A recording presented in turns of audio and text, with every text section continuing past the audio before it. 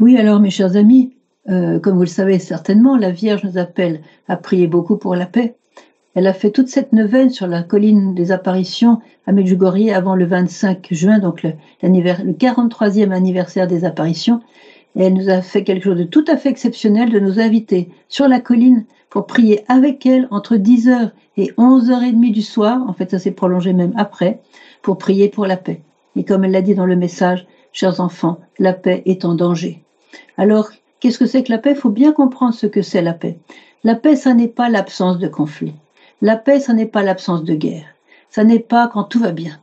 Parce que quand tout va bien, c'est pas forcément la paix. La vraie paix, c'est quand notre cœur, qui est créé à l'image de Dieu, est rempli de Dieu. Qu'il n'y a pas d'espace vide. Il n'y a pas de trou, il n'y a pas de béance.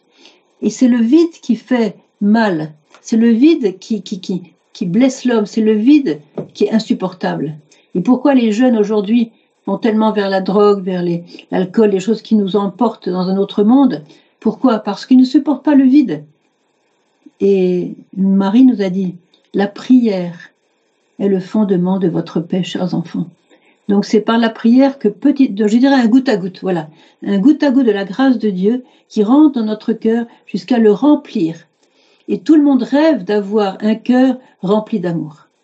Ça on est fait pour ça, on a été créé pour ça, à l'image de Dieu, à la ressemblance de Dieu. Notre cœur est fait pour l'amour, il a été créé pour l'amour et par amour et pour l'amour. Et c'est le désir le plus intime, le plus fort de tout homme, même si on a mis beaucoup de fatras par-dessus pour l'oublier. Mais c'est ça. Donc la paix, c'est d'avoir Dieu dans son cœur. Et quand on a Dieu, on a tout. Et même s'il y a une guerre, on a eu combien d'exemples de gens pendant des guerres, on pense à Maximin Kolbe ou d'autres personnes en pleine guerre, en pleine difficulté, voilà, dans des circonstances terribles de bombardement, de destruction. Eh bien, celui qui a Dieu dans son cœur, il a la paix. Bon, on a vécu ça quand la guerre est venue en 92 ici même, dans cette zone de Medjugorje, Lubushki, Chitluk, Chaplina, tout ça, on entendait les bombes, hein, on entendait les bombes, la terre tremblait, etc. Eh bien, on avait la paix. On avait la paix parce qu'on était avec Dieu. Vous voyez. Alors que ceux qui ne priaient pas, on les voyait. Vous voyez, je vais faire une image. On voyait leur habit trembler comme ça tellement ils avaient peur. Parce que quand tout ce qui va bien ne va plus bien, il nous reste quoi? Qu'est-ce que c'était cette tranquillité qu'on avait? Elle disparaît. Elle est fragile. Elle s'écroule en un instant.